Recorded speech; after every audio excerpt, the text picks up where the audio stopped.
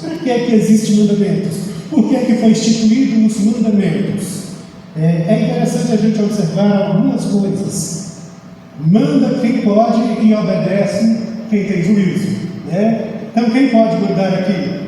É o pastor? Então quem tiver juízo obedece, porque eu creio que os mandamentos que parte dele vem de alguém superior, amém? E sempre a intenção é de abençoar a vida da igreja. Nós é que às vezes não compreendemos isso. Mas é muito interessante, irmãos, quando eu tenho uma mídia aqui, vocês podem estar olhando aí, o estudo dos 10 mandamentos revela princípios e valores que transcendem e é oferecendo fundamentos éticos, morais, sociais, espirituais, imutáveis para uma vida abençoada. Todos nós, quando observamos isso, nós seguimos um caminho maravilhoso. Agora eu queria que vocês observassem uma coisa. Eu vou dando algumas adiantadas aqui, porque senão a gente vai ficar enrolado no meio do caminho. Eu perguntei, para que existem as leis? Por que foram criadas as leis? Se a gente for observar os povos antigos, eles não tinham leis. Eles viviam segundo os seus costumes. E com isso os poderosos tinham bens, enquanto os menos favorecidos eram escravizados, padeciam. E quando Deus olha para essa situação, Ele vê que isso não está certo, porque não foi assim que Ele criou o homem. Mas para a gente entender isso melhor, a gente vai começar a observar como foi a constituição de todas as coisas. Então eu queria que você passasse já para o nosso próximo slide aqui. Deus cria começa a obra da criação. E quando Ele começa a obra da criação, Ele começa com um propósito maravilhoso. Ele olha dos céus, do seu trono, aonde Ele está, porque Deus é pré-existente, e Ele vê que já existia muita coisa. Eu estou falando aqui da constituição da terra, porque no início ela era sem forma e vazia. Então, por certo, já existia os demais planetas, quando a ciência fala que isso tem bilhões de anos, né? Mas não está falando agora de um preparo que Deus faz para receber a obra-prima. Não existe no universo, ao nosso ver, ao nosso conhecimento, nenhum planeta extraordinário como o homem. E quando eu falo deste planeta, eu queria que você meditasse em outra coisa. Eu vou estar falando do planeta Terra e vou estar falando do ser humano. O ser humano, assim como a Terra, tem aproximadamente 70% de água. Então, quando fala de corpo, fala de terra. O homem vem do pó e para o pó ele vai voltar. Então, a gente vai tentar fazer essas duas conexões. Amém? Prestem atenção. No princípio, Deus criou os céus e a terra. Criar é chamar do nada o que não existe e fazer existir. E aí, quando a gente para poder pensar, a capacidade que o homem tem hoje, quantas pessoas têm criado? Os avanços tecnológicos, de onde que isso vieram? A seguir, a gente vai ver alguma coisa sobre isso. O homem tem um poder muito grande. Só que esse tempo vai passando e a gente vai adiantando a nossa compreensão. Apesar dessa terra estar mergulhada em escuridão, ser composta por gases, Deus faz dela uma transformação. Esse planeta que a gente hoje habita não estava preparado para receber a obra-prima da criação. Embora as outras coisas fossem maravilhosas, mas Deus tinha algo especial para criar, para poder talvez encadular os demais seres do universo. E todos devessem olhassem para essa criação e ficarem encantados. E aí, irmão Emanuel, eu fico imaginando, quando a gente entrar na glória, as demais criaturas de Deus, quando olhar, vai tirar o chapéu para a gente, porque é a obra mais prima. No capítulo 3 ele disse: o homem agora é como um de nós. Mas este planeta não havia possibilidade de vida, não estava preparada, estava desorganizado. Deus então dá início a um trabalho de 6 dias, colocando tudo em ordem para receber o homem. E aí, quando eu digo que estou falando do ser humano, imagina quando um casal de jovens casa e sabe que a esposa está grávida, né, irmão Carlos? Ele não trouxe a irmã Genine, Crislaine, para me conhecer hoje. Prepara todo o espaço, prepara o quarto, pinta de rosas como mulher. Hoje não existe isso mais. Pinta de azul como no homem, porque está chegando uma criatura especial, está chegando algo que vai fazer parte da história dele. Eu acho que o Guilherme deve ter feito isso, pastor João Batista. Prepara o ambiente para receber. Deus então prepara o ambiente ambiente para receber essa obra-prima. O ser humano estava despreparado, desorganizado. Quando você viaja para Marte através de sonda, não tem condições de viver ali. Saturno, por mais belo que seja, você não consegue subsistir ali. Assim era a Terra, navegando pelo imenso espaço.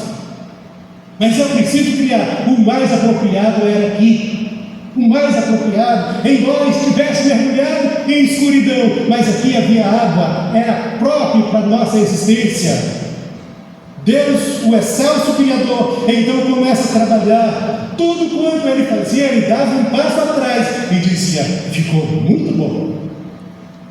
Muitos de nós fazemos algo e as pessoas têm que engolir o que a gente faz. Nem a gente para observar se aquilo prestou ou não. Mas o Senhor dá-nos uma lição. Realmente ficou bom. Como não fica bom? Mas Ele nos dá uma lição. Observa o que você está fazendo, se realmente está bom. Para se chegar à conclusão de um projeto, você tem que fazer vários croquis. E então você vai ver se ficou bom. E depois, na hora da execução, ainda precisa algumas mudanças, porque somos limitados. Mas o nosso Deus é ilimitado e o que Ele faz de fato fica muito bom. Louvado seja o nome de Jesus. A gente segue mais um pouco aí, meus irmãos. A gente vai ver que essa terra é coberta por gases. Vamos passando mais alguns slides aí e a gente vai chegar na Constituição, onde o Senhor reveste esse planeta com camadas atmosféricas. Olha aí. Não era capaz de sobreviver aqui. Os elementos que desintegrassem de outros locais poderiam atingir em cheio essa terra e destruí-la. Portanto, o Senhor cria camadas atmosféricas para que pudéssemos existir aqui, para que pudéssemos sobreviver aqui. E essas camadas iam proporcionar o crescimento de vegetação, a propagação da vida animal, e por aí vinha, e o Senhor cria isso tudo com muita clareza, com muita bondade, com muita propriedade. A primeira camada que a gente temos é a troposfera, onde acontecem os fenômenos climáticos. Sem ele, não poderíamos viver aqui. Mas existe um aí para cima, onde está a camada de ozônio, né? Que protege a gente dos raios ultravioletas, e Deus sabia de tudo isso, e Ele vai criando, preparando tudo para que a gente pudesse viver em harmonia aqui. O que Deus então espera desse homem criado? O que Ele espera depois de tanto trabalho? Qual é a expectativa que você tem com o seu filho? É que ele seja como filho pródigo que vai embora te dando as costas? Ou de alguém que para ouvir o que você tem a dizer para ele, para ouvir os seus conselhos? Vamos correndo aqui. Então o Senhor começa a criar o ser humano no capítulo 1. Façamos o homem conforme a nossa imagem e semelhança. O planeta já está pronto. O quarto está arrumado. Vamos criar esse homem. Vamos criar aquilo que nós planejamos. Então Deus faz o homem completo. Corpo, alma e espírito. No corpo, completo, corpo, alma e espírito. No corpo, ele carrega as composições da terra. Tudo que existe na terra existe dentro de nós. Na alma, nós carregamos as nossas emoções, a nossa consciência. O Senhor está fazendo o homem para governar, para administrar. E eu digo que quando eu não consigo administrar nada lá fora, eu tenho que saber administrar a minha vida. Eu tenho que saber de onde vim e para onde eu estou voltando. Porque o Senhor me fez composto por terra, mas me fez composto por alma, onde carrega as minhas emoções, a minha consciência. Mas Ele também nos faz composto de espírito, corpo, alma e espírito. É o poder da nossa comunicação, é o canal de acesso direto com Deus. A gente fala com Ele e Ele fala com a gente.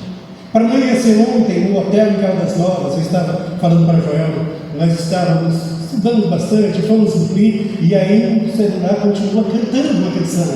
E aí eu estava ouvindo uma canção que diz assim: és fiel em todo tempo tu és tão bom. E lembrando do irmão Lucas, lá no hospital, estado terminal de câncer, dobrei os meus joelhos e fui orar por ele. Quando foi no outro dia, 11 horas da noite, ele foi cantar na presença de Deus. O nosso elo de comunicação com Deus, Ele ainda fala com a gente, através do nosso espírito. Ele nos dá essa capacidade de nos comunicar com Ele. Cristão não pode ficar sem direção. Por que as leis vieram? Porque os homens se perderam ao longo da estrada. Quando nós não temos domínio próprio, precisa de alguém para nos corrigir, precisa de alguém para nos orientar.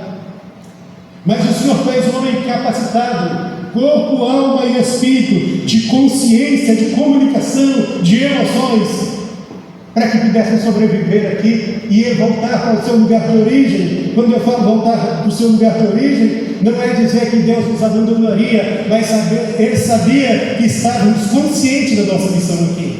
E não precisávamos ser dirigidos constantemente como aquele funcionário que, se você não falar para ele fazer, ele faz. Se você não falar para ele ir, ele não vai. Deus agora determina o homem. Você tem autonomia para cuidar de tudo isso aí. E o homem consciente era capaz disso. Deus deu ao homem o poder de governar sobre a terra e deu capacidade para isso. Sendo o homem feito consciente, é hora de assumir responsabilidade de tudo que está à sua volta. Eu acho que vamos passar para esse próximo slide aí. Tem algumas coisas aqui importantes, meus irmãos, que eu acredito que seja importante para a gente refletir. Eu não vim aqui ensinar para vocês, mas a gente vem refletir e trazer à memória aquilo que nos traz esperança. Amém? Então o Criador dota esse homem feito de consciência, e a consciência possui 3 instâncias maravilhosas. E quais são essas instâncias? O consciente, o inconsciente e o subconsciente. Isso aqui é muito interessante. É como se houvesse uma divisão: o consciente, o pré-consciente e o subconsciente. Tem muitas coisas que estão no nosso subconsciente, no nosso inconsciente, que não pode passar para o consciente, porque senão a gente faz muita besteira. Então existe uma barra de proteção chamada recalque, que impede esses sentimentos e esses pensamentos subir para o nosso primeiro estágio, que é a nossa consciência. E aqui eu quero falar uma coisa interessante para vocês. Para quem tem filhos pequenos, para quem tem o poder da palavra, essas crianças que vocês pensam que não sabem de nada e vai falando tudo para eles, tem muitas coisas que descem para esse inconsciente e de lá não sai não.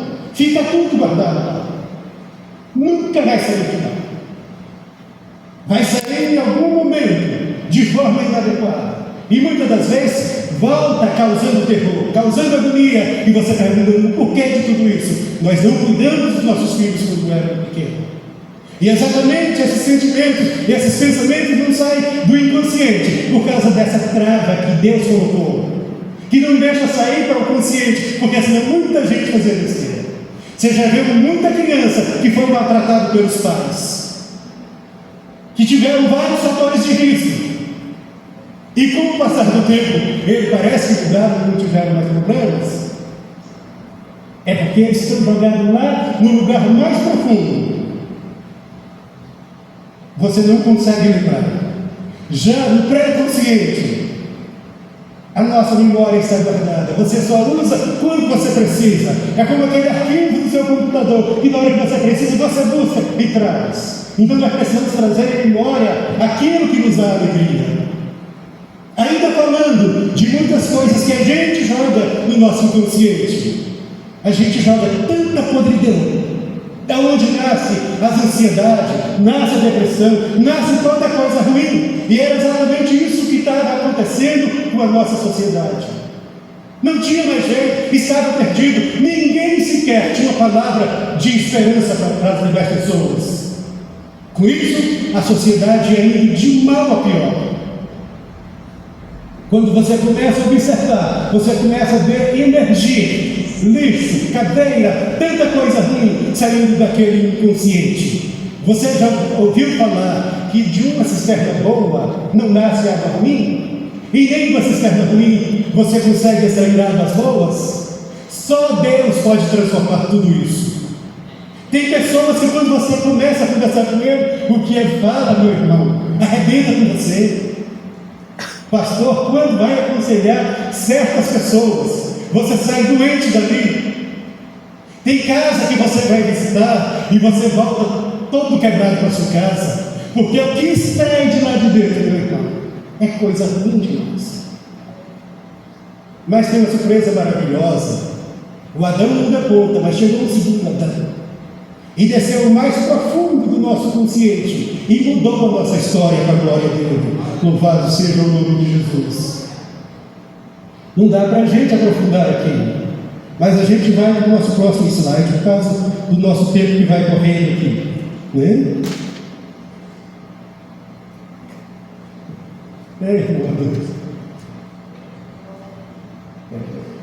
Deus então, meus irmãos, cria a nossa sociedade, mas tem aqui também, o Senhor vai criando o homem, a população, o censo demográfico da população começa a crescer, e com isso a população já havia esquecido de Deus, não sabia mais quem era Deus. Para a gente ir adiantando, vocês lembram que o Senhor, quando Ele vai trazer esse povo, Ele manda ensinar as crianças, estando deitado, levantado, escrever, colocar na testa, na tábua do coração, para eles não esquecerem. Não era isso que faziam. E com a falta desse conhecimento, os homens se perderam. Agora já não sabem mais quem é Deus. Já não sabem mais quem é Deus. A perfeição tomou conta da humanidade, e com isso foram surgindo homens cada vez piores, cada vez mais distantes de Deus. Até mesmo aqueles que tinham conhecimento de Deus pareciam ter esquecido. E a gente pensa, mas como é o nome daquele homem que viveu mais tempo sobre a terra? Alguém nos lembra do nome dele? Quem mais viveu sobre a terra? Matusalém. Ele morreu próximo do dilúvio. Quaisquer morrem junto ao dilúvio. E aí eu fico pensando assim, por que as pessoas que conheceram a Deus entram em tal situação? Eu não sei se o pastor concorda comigo, mas a igreja não é mais o que era. A gente vai conformando com tanta coisa, tudo passa a ser normal. Até aqueles nossos irmãos que era tradicional mesmo, já não é tanto mais. Será que tudo isso é conhecimento? Será que não é a gente que foi afastando do Criador e foi deixando criar uma barreira entre nós e Ele? Para nós já não entender mais o projeto que Ele tem para a nossa vida. É assim que a sociedade havia chegado. Até que então o dilúvio destrói todo mundo e fica Noé, e dá início a outra geração. Mas lembrem que lá no Éden, tudo que Deus havia entregado para Adão, Ele tinha entregado a estranho. Mesmo sendo dotado de consciência, de sabedoria, ele escuta vozes que não era para ouvir. O diabo fala, vocês vão ser igual a ele, mas já era igual. Como que alguém pode se tornar aquilo que ele já é? Quantas vezes você não acredita que você é amado por Deus e que o seu nome está escrito no livro da vida? Quantas vezes nós pedimos, em vez de agradecer pelo que nós já temos? Você já parou para poder pensar isso? Se você ganhasse o mundo inteiro e a sua alma fosse chamada hoje, você levaria o quê? Então o que é que nós temos? É o de melhor que Deus colocou dentro de nós. O homem se perdeu, não bastou. Então Deus chama em Ur dos Caldeus um homem chamado Abraão e fala, vou fazer de você uma grande nação. Vai acompanhando aqui, irmão, mas eu não vou acompanhar mais não, porque senão o tempo não vai dar. Vou fazer de você uma grande nação. Tudo parece diferente. Que Deus é esse que complica para depois descomplicar? Uma mulher estéril, uma mulher com quase 100 anos, um homem que não estava corcundo, mas já não tinha mais aquela energia total, e Deus faz promessa, só Deus para fazer isso. Tira da terra, vai ser estrangeiro. Depois que esse filho nasce, vão peregrinar no Egito 400 anos, são escravos lá. Mas Deus tira como um forte. Esse homem então que era rei, passa a ser súdito. O homem que ele era governo, não é mais. Quem tinha domínio, não domina mais nada. Agora é escravo do inimigo, porque quem manda no Egito é o inimigo. Quem manda no Egito é o demônio. E eu tenho a notícia para você, a gente saiu de lá. A gente já pisa na Canaã celestial de Deus aqui. Depois que a Cristo me salvou, o céu, o mundo em céu se tornou. Até no meio do sofrer, o céu é Cristo conhecer. As irmãs faladinhas cantam a canção dessa. Depois que aceita Jesus, é só maravilhas. Eu conversando com um parente nosso lá em Luís, e viveu perambulando, um homem que ganhou dinheiro e tal, mas a situação apertou, ele conheceu Jesus e eu falei para ele, e como é que está sendo a experiência? Ele falou, meu irmão, que coisa maravilhosa. Quando a gente passa para o lado de cá, não há nada melhor. Nada melhor. Nada compara. E a gente até canta, não há nada melhor, não há nada igual. Mas parece que canta entrando aqui e saindo lá. Você termina de cantar e está no seu canto de novo. A gente continua louvando e agradecendo o nome do Senhor. Vindo do Egito, no Monte Sinai, Deus dá as leis. As leis a Moisés. E fala em Deuteronômio, qual das grandes nações tem leis tão justas? Mas as leis eram apenas sombra do que aconteceu com a chegada do Mestre. Hoje, meus irmãos, ninguém precisa falar o que você deve ou não deve fazer, porque é tão plantado dentro de nós. Hoje eu sei, sem que ninguém fale, os mudos, os loucos não erram o caminho que conduz aos céus, porque a lei do Senhor está dentro de nós. Isso acontece porque o Senhor resumiu os mandamentos em 2. Louvado seja o nome de Jesus. Vamos seguir lá para os 10 mandamentos? Vamos seguir para os 10 mandamentos. Você vai chegar aí nele. Para a gente ver a constituição de cada um rapidamente. Eu não sei se vocês estão conseguindo me acompanhar aqui. Porque senão, se a gente ficar seguro muito de uma coisa, vai ficar muita coisa para trás. Olha, os 10 mandamentos, a constituição desses 10 mandamentos. Estão todos aqui na lição. Estão todos aqui. Primeiro está lá, não terás outro Deus além de mim. Olha no princípio, exclusividade na adoração a Deus, valor espiritual, fidelidade a Deus como único digno de culto, a aplicação, evitar idolatria, seja material ou emocional. Será que isso acontece no meio da igreja?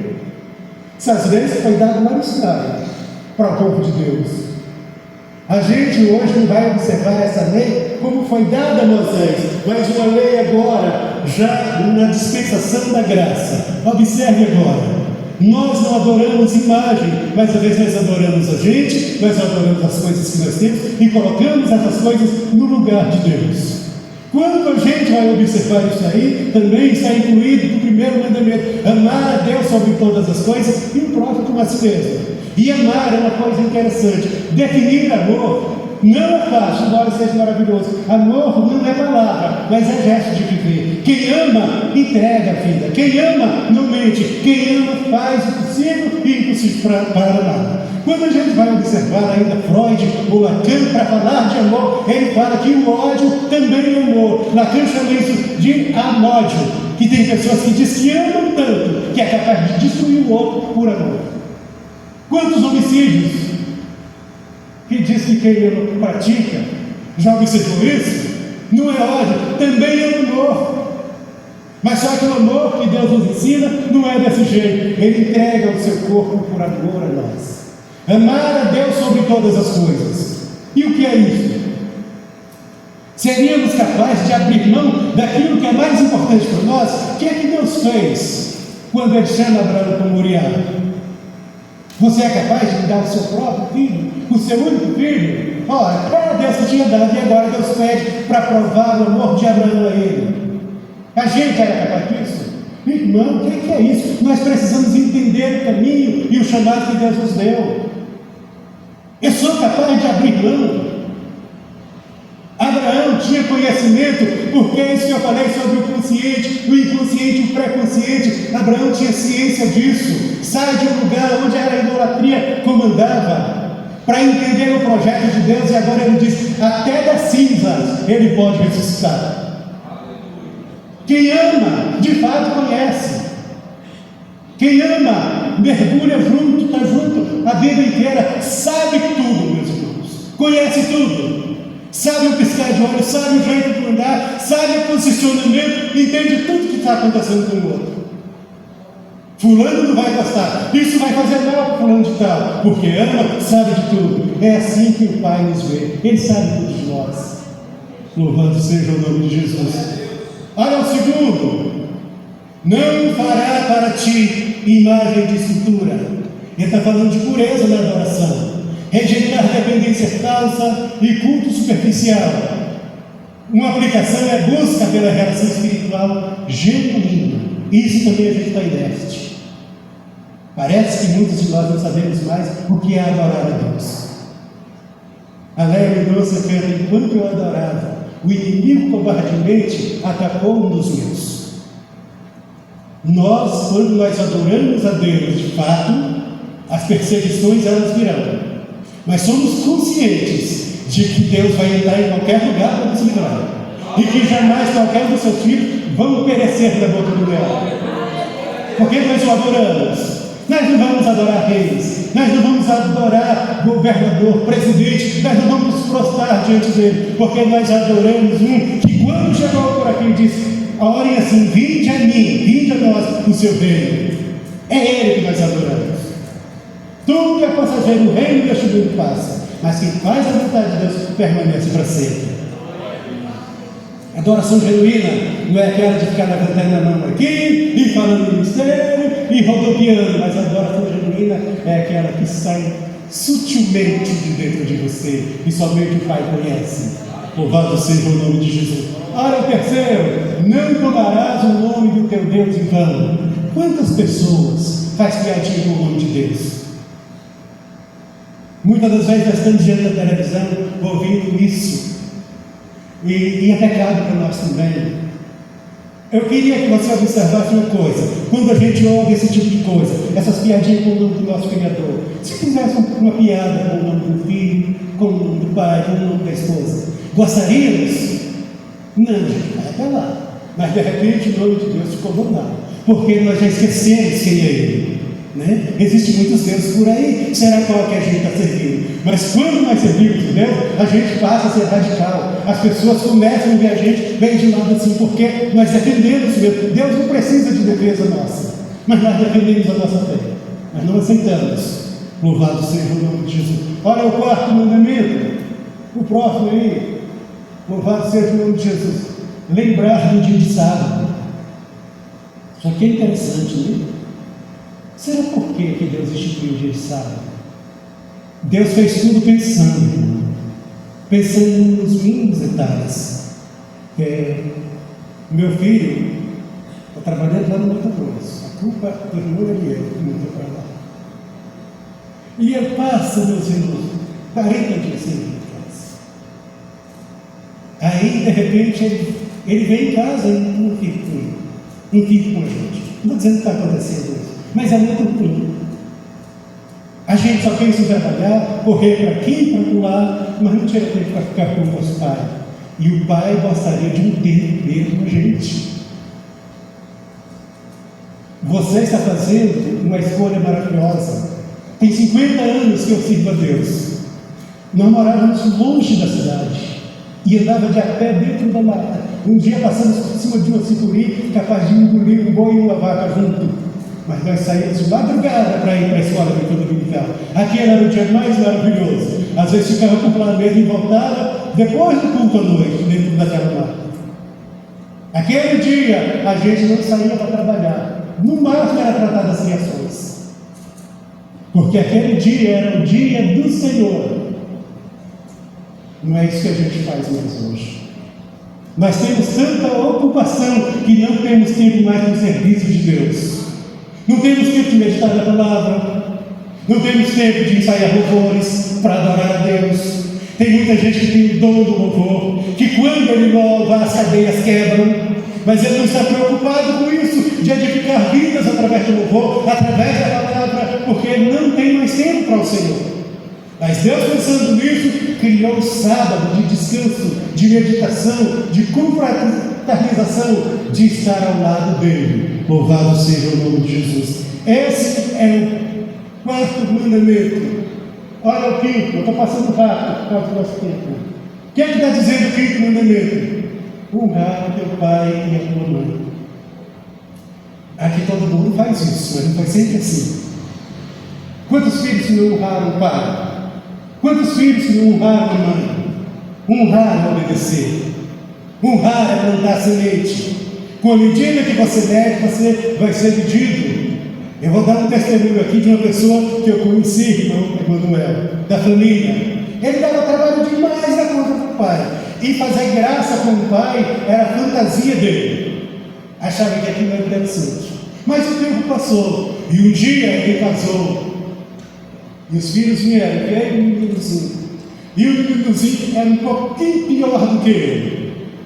Você planta uma semente, você vai colher ela. Honra o seu pai, honra a sua mãe. E você vai ser honrado, porque Deus honra as nossas atitudes. Deus honra o nosso estilo de vida, porque estamos na presença dele. Nós não somos mais aquela geração, fomos transformados pelo poder do Espírito Santo. Honra o teu pai e tua mãe. Isso é respeito à autoridade familiar. O pai nunca deixa de ter autoridade. Nunca deixa. Eu vou dar um testemunho para vocês aqui mais uma vez.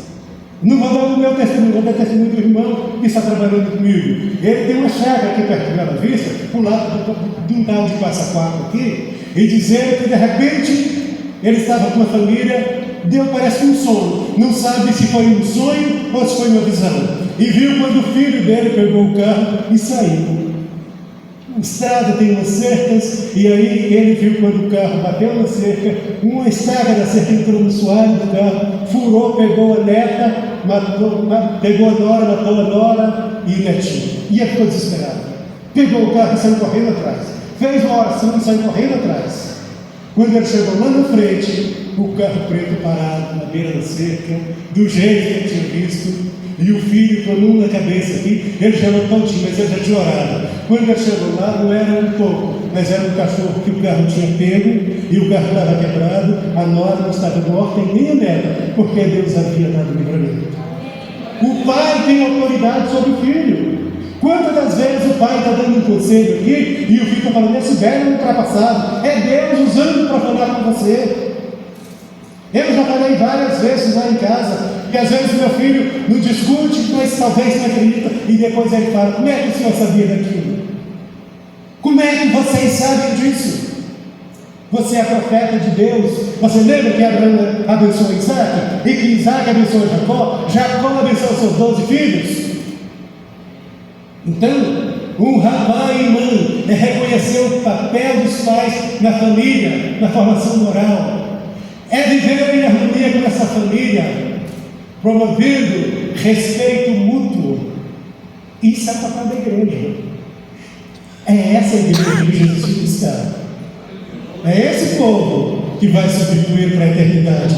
Vamos ao próximo mandamento, o sexto mandamento: não matarás. Preservar a vida, santidade e dignidade da vida humana e rejeitar violência e promover a paz. Bem-aventurados os pacificadores, porque serão chamados filhos de Deus. Mas isso aqui, meus irmãos, a gente não mata a pessoa só de revólver. Não é só colocando veneno na comida dele. Mas às vezes existem palavras que ferem, existem palavras que matam, existem pessoas que desapareceram da presença de Deus e não vai voltar nunca mais. Jesus sabia disso. Por isso ele diz: quem quiser tropeçar um desses pequeninos, melhor que eles não tivessem nascido. Então julguem as suas palavras quando estiver saindo do seu subconsciente. Antes de chegar à consciência, use aquela barra de proteção, não deixe ser dirigida ao seu semelhante. E no momento que você tiver que falar uma palavra dura para ele, abençoa a vida dele. E ele vai quebrar. E ele vai se transformar para a glória de Jesus. Eu tenho testemunhas disso. Louvado seja o nome de Jesus. Não dirá falso testemunho contra o seu próximo. Hoje eu acho que isso não existe mais. O povo está bem mais moderno. Mas de primeiro existiam igrejas que tinham panelinha. Será que tem alguém aqui que nunca viu isso? Aquela turminha que falava mal do outro. No serviço, aqueles que faz a cova do parceiro para poder assumir o lugar dele. Né? Que levanta falsos para poder atrapalhar a vida do seu semelhante. Não, o crente não precisa disso, porque os passos dele é dirigido por Deus. É Deus que conduz ele. Tudo quanto ele fizer vai estar na presença de Deus. Quando eu fui ser consagrado evangelista, aconteceu alguma coisa para isso não acontecer. E aí o pastor chegou para mim e falou: nós íamos consagrar o irmão, mas aconteceu isso e isso. Eu falei: pastor, não estou preocupado com isso. Deus falou para mim que isso vai acontecer, eu não estou preocupado. Não sei se hoje, não sei quando, mas vai acontecer. E aqueles que eram rivais foi consagrado depois, porque eu fui primeiro. Ninguém vai impedir você chegar onde Deus determinou. Ninguém vai fechar a porta que Ele abriu e ninguém vai abrir a que Ele fechou. Está na presença dele. Então, meus irmãos, a gente não precisa preocupar e atrapalhar a vida de ninguém. Precisamos ter verdade nas relações, justiça e transparência e evitar fofoca, mentira e acusações injustas. Isso acontece em todas as escalas da sociedade. Toda escala. Você está vendo no governo, tanto no passado quanto no presente. Se você for nos melhores ministérios, vai estar acontecendo a mesma coisa, porque isso é fruto do ser humano. Mas quem serve a Deus continua sendo diferente, ouvindo o que ele quer dizer. Vamos para o próximo aqui. 7. Não furtarás, não adulterarás. Isso é um perigo. Tem acontecido muito, né? Mas o adultério não é só contra a família, mas às vezes a gente adultera contra Deus também. Tem muitos pastores aí, pastor João, que já são nações. Tem muita gente aí pregando, dono de igreja, que são donos de rede de hotéis. São adúlteros. E os crentes estão lá pensando que está no melhor lugar. São adúlteros e adúlteras. Tem muito pregando, falando coisas bonitas, mas vivendo totalmente diferente. Mas essa reflexão é para mim e para você que estamos aqui. Sabe por quê? Porque nós somos seres humanos, sujeitos a todos os demais. Então, vigilância, pisando sobre a areia movediça, é o mais importante para nós. A nossa família é o de mais especial que nos vê. Aí eu volto a dizer: se eu não conseguir levar ninguém para o céu, eu preciso levar ela e preciso levar os meus filhos. É responsabilidade minha. Mas para que isso aconteça, eu preciso de justiça na minha própria vida. Amém? Não furtarás. Isso aqui é muito amplo também. Eu nem preciso falar que você já não entendeu. Furtar não é só aquilo que você pega escondido. É a forma que a gente manipula para poder ganhar favores. É a maneira que a gente engana. Né? O Senhor está dizendo: eu estou levando o povo para uma terra tão grande, tão boa, que manda leite e mel. E aí eu encabolo de novo, que manda com um pedacinho de terra tão pequeno, 800 quilômetros por 400, pequenininho, e isso é grande, né? Porque o que é grande para Deus não significa que é para nós. E aquele que acha que é tão pequeno, para Deus é o maior de todos. Imagina Davi derrotando Golias. Imagina, para Deus é desse jeito. A ótica de Deus é diferente da nossa, né? Vai para uma terra que manda leite e mel, e vocês não precisam disso. Não cobicem, não tenham sede de nada, não corra atrás das coisas, não precisa correr. O Senhor te dá os seus bens enquanto você está dormindo. Tem gente que luta tanto para conseguir e não consegue. Tem gente que não está lutando, está nadando de braçadas. As coisas estão acontecendo na vida dele, e ele só tem que agradecer a Deus. Mas se não está acontecendo nesse mundo material para você, abre os seus olhos espirituais, que tem bênção caindo de montão aí, ó. Talvez você não viu, mas tudo que você não viu, não subiu no seu coração, é o que Deus preparou para você. E amanhã alguém vai dizer: uai, mas eu não sabia que as coisas eram desse jeito. Como é que você chegou até aqui? O cara está me contando um testemunho de vida que ele passou. É um milagre, né, Lucas? Onde chegou, né? É porque o Senhor nos pega pela mão e nos leva, faz atravessar o deserto. E a gente não precisa cobiçar nada, não precisa ficar com a cara bonita para conquistar nada aqui, porque as nossas conquistas, elas vêm de Deus. Louvado seja o nome de Jesus. E eu já vou terminando. Olha aí, Mateus, Jesus resumindo: os 10 mandamentos em 2. Ele agora chama a gente: vem, meus filhos. Lá no deserto o Pai caminhou com vocês, operando maravilhas, fazendo milagres, e disse: eu quero estar com vocês para todo sempre. O homem falou. e agora no Novo Testamento Jesus chega para junto de nós, e agora a gente não abre mão dele, ele está aqui junto com a gente, caminhando com a gente, orientando a gente e falando: não preocupe com esses mandamentos aí, eu vou dar 2 mandamentos para vocês: amem a Deus, vivam com ele, caminhem com ele, sintam ele, mas amem o irmão de vocês, não desprezem. Vocês sabiam que tem pessoas que rejeitam dar a mão para o irmão? Tem pessoas que, se for alguém que ela achar que é importante, ele vai de longe. Mas o próprio Jesus diz que nem o seu amigo mais próximo consegue enxergar. Ele está dizendo: desse jeito vocês não vão ver a Deus, mas é nunca. E aí, quando eu digo, meu Joel, que eu amo essa igreja, quando a gente chega lá, os irmãos estão com um sorriso aqui na orelha. É sinal de que o amor de Deus é derramado aqui neste lugar. E isso é maravilhoso. Vamos então seguir neste amor. Vamos seguir nesta graça até a volta de Jesus. Porque é este amor que vai nos levar ao encontro do nosso Mestre. Amém? Deus abençoe vocês. Um feliz ano novo. 2025 cheio de muita paz, de muita prosperidade e de muita colheita da parte de Deus. Amém? Muito obrigado, pastor João. Aleluia.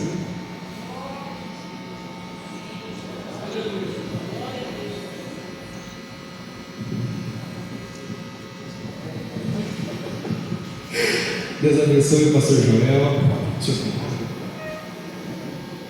Glórias a Deus, aleluia. Uma maratona, né?